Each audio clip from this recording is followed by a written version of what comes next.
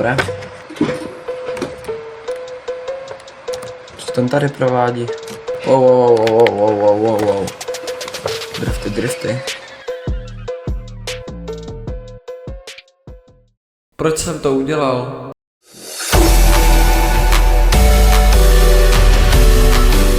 Nazdar, tady Pajky, vítejte u dalšího dílu z Eurotracku. Dneska tady máme Czech Real Map a Škodu Superb.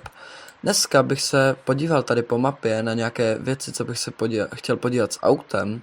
Takže se podíváme na Staré Město, Uherské Hradiště a Buchlov. A jedeme z Kroměříže, tak snad se tam nějak dostaneme. Pojedeme teda po dálnici, takže by to neměl být žádný velký problém. Tak, můžeme jet směr Uherské Hradiště, teda směr D1. Potom přejedeme na D55. A potom chvilku pojedeme po silnici 1/55, potom zase po 55D. A potom budeme tam. Pak pojedeme směr na Zlechov, kde je jedno také místo, kde bych si chtěl podívat. A potom pojedeme na rally na Buchlov. No tak počkáme, jestli nás... zelená, dobré. Tady miníčko jelo ještě na červenou. Tak na to trošku dupnem. Tak. A odbočíme na D1. RegioJet a nic nevidím, fakt super. Tak budeme muset udělat toto. Jak máme takhle krásnou Škodu Superb. Já si myslím, že to je hodně pěkný auto. A můžeme jet. Tak tady nás pouští, dík. A vyjíždíme z Kroměříže. A vyjíždíme na dálnici. Tak teď na to pořádně už dupnem. Tak, máme tempomat na 130 a pokračujeme směr exit na D55. Nějaká práce na silnici. Takhle rychle jsem měl možná jednou, když jsem spěchal tady na Czech Real Map. Ještě s mým starým kamionem. Tak trošku tady všechny předjedem. Zatím to docela drží, to auto. Taky nejezdíme moc do zatáček, když jdem po dálnici, no to je taky pravda. Tak předjedem další autobus. A autobus zrovna si jíždí. Tak tady máme ten exit, o kterém jsem mluvil. Tady bude naše první zpomalení na 100. A musíme už do odpojováku a směr na Uherské Hradiště, Zlín a teď už jenom na Uherské Hradiště a Zlín.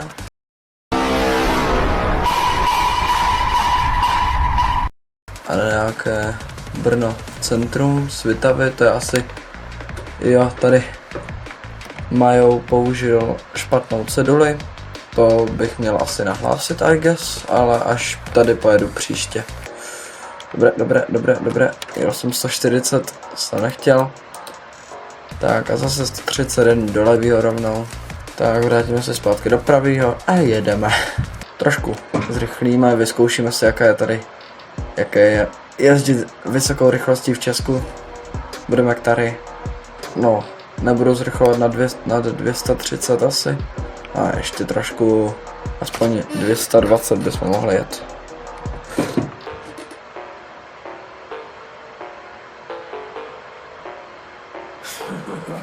Proč jsem to udělal?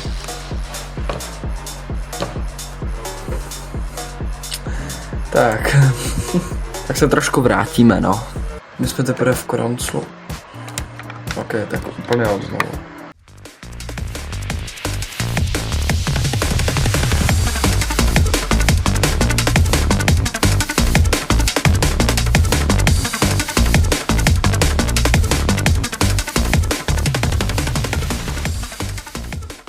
Tak, jakmile budeme moc, tak zase zrychlíme a tady je rovinka, tak zkusíme to rozjet na co nejvyšší rychlost. Takže otevřeme si overlay, ať na to pořádně vidíme. Tak jo, zkusíme tak 200.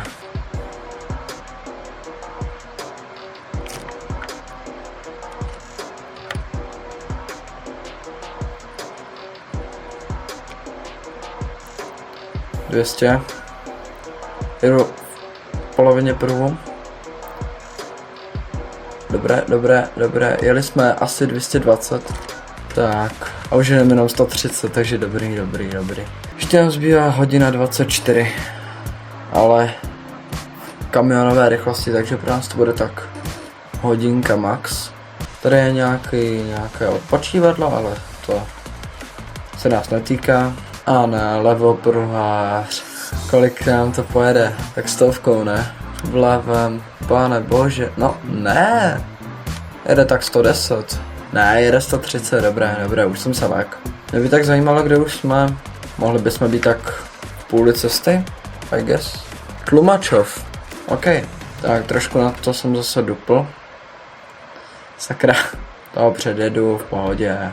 Sice jsem měl tak 170, ale to je jedno. Už jsme ujeli 17 km. Už jsme tak za 1/6. A za chvilku už jsme na severním okraji Otrokovic v areálu Toma. Respektive u areálu Toma. Na policii a ještě v levém a ještě pomalu. Tak počkej, to tady šmyknu. Nikdo nebyl ohrožen. Jedu naprosto bezpečně, aha. Docela, no dobré, už uhly. Si všimli, že jede za nima pajky a že jede docela rychle. Nebudu riskovat, ale. Tak tady máme ten exit na ten areál Toma. Ale pěkně to jede docela, i tady z pohledu auta. Konec placené dálnice z hlediska toho, že to tady je už brané jako obchvat. Takže já zajedu do levýho. Teda do pravýho. A počkám, koho zase budu moci předjet. A vypadá to, že to bude tady tohle auto před náma. Ajaj, exit. To už vypadá na exit, kde my budeme vyjíždět. Už se bojím. Ne, budeme vyjíždět až ten další. Toto je exit na Zlín. Snad je tady povolená, jo, je tady 130. Dobré. Tady už budeme si jíždět, za jak dlouho to je? 900 metrů. Tak, zpomalání na 100. Tak to uposlechnem. Zkusím riskantní pohled. A nebudu to radši zkoušet. 80. A necháme tady aspoň 90 pojedem. To stačí. A zipování. Nikdo nejde vedle mě, takže já jsem se v chillu, teď už pojedu opravdu jenom těch 80. Tak a jsme v napadlech. Předposlední část dálnice je za náma. Můžu? Nemůžu. Dobré. Tak jdem. Vypadá to na Renault Clio před náma. Další cíl na předjetí, OK. Ale tady ho bohužel předjet ještě nemůžem, no. Tady můžem. No. Ještě ne, tady je pořád plná. Ale aspoň si dáme ten pohled na 90. No, a už ho chci předjet, protože on jde 65. A není to autoškola, takže asi jde kvůli tomu kamionu před ním. Nejde 60, no jede 65, 70. No, až se uvolní místo, tak ho předjedu v klidu. To risknem.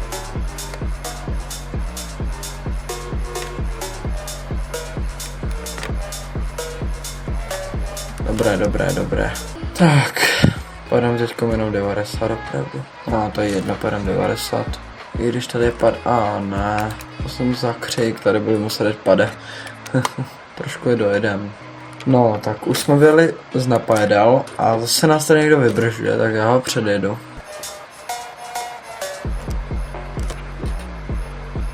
To ještě můžu. Dobré, už jsem myslel, že to jsou policajti. Tak já se tady zařadím zpátky už a trošku zpomalím.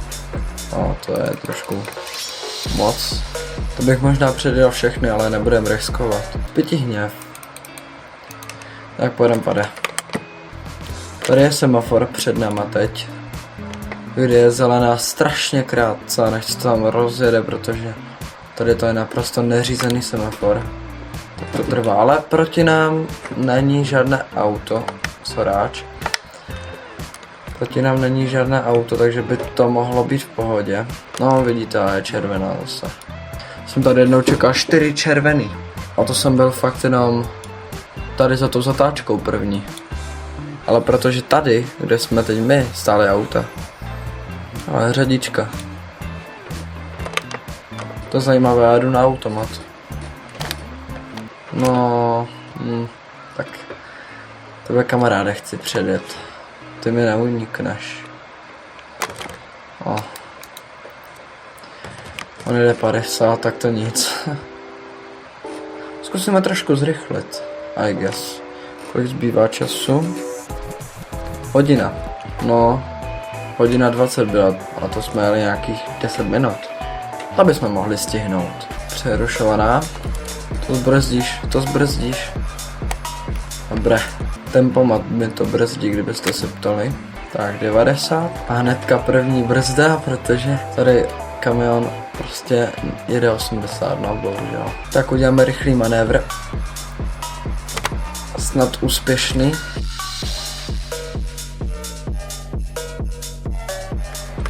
Velmi úspěšný. A jedeme na dálnici. 70. 50. Dobré. Ne, dobré. Tady ten kruháč je docela divný. Dobré. A jedeme zase na dálnici. Teďko možná posled v tomto videu. Nevím, že tady je 70. Asi tady je proto i důvod. Protože já tady nemůžu nikoho předjet. A dobré. Tady jen tak uprostřed pole zastávka, I guess. Proč ne? Já tam nemůžu ještě odbočit. Tady jsem taky stál na zipování tak 10 minut, protože jsem měl nastavený trafik na 10, takže tady jsem stál na zipu 10 minut, protože se tam srazili přede mnou při zipování. Prostě AIčka, co jiného taky. 60, ok. A zase na dálnici. Co ten tady provádí? To bylo, on do mě málem najel. No, jsme zase na dálnici, tady budeme jenom na jeden meziexitový úsek, protože na dalším exitu si jezdíme směrem na Staré Město, teda spíš směrem na Uherské Hradiště už přímo. Pojedeme tam ke Kauflandu, protože tam by měla sídlit autoškola Marian, o které tady psali na checkrealmap.com, že by tam měla být, nebo že by prostě, že mají spolupráce s autoškolou, která je právě před náma. A proč je sakra autoškola v levým? Protože ta autoškola má omezovač na 65. Podívejte, jo. Tady je naše auto, tady je autoškola. Sedí tu dva. No, a když se na to podíváme blíž, vidíme, že autoškola Marian, Instagram a adresu tady nemají, ale adresu tady Renault Clio. Adresu mají napsanou na stránkách checkrealmap.com. Takže tam se musíme dneska dostat. Taky. Blbá autoškola. Já zkusím vyblikat. Tak, a teď tady tu autoškolu v pohodě předjedem. Jeďte třeba... Proč Dobré, co to bylo, proč jen tak brzdí? Musíme se vyexitovat pryč a to co nejrychleji. Tady není 130, se vsadím, tady je tak 70, tak já půjdu 80, 90, dobré. Aha, to myslím, že to bude další ten připojovák. Tady je pořád 130, vždyť jsme mimo dálnici. Jo, tady to nepředjedu. Jo, 70, v pohodě. Nikdo to nejde. Tak, jsme na kruháči v Babicích. A my výjimečně jedeme ne prvním exitem, ale druhým až. Já teda jsem tudy v tomhle směru ještě nehal, ale to nevadí.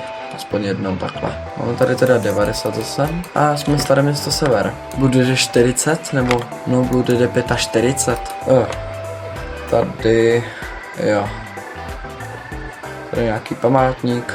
Tak si to auto můžeme tady vyfotit klidně. Ale tady to vypadá trošku jinak. I guess máme červenou. Musím mi přehlíd. Počkej, kde to jsme? Tady vedla cesta ještě.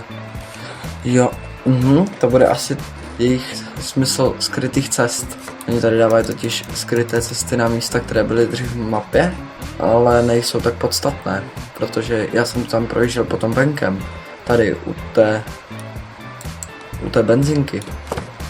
Což je docela divný, no. Kdybych jel tam, tak to jsem mohl jet 70. To bych možná trošku zrychlil ještě. Červená, jo tady. Jo, je to skrytá cesta, tady se dá projet. Počkej, je to tam i skrytá cesta? Asi jo, tam se dá projet. Uherské Hradiště. Proč tady byla chvilku 130? OK.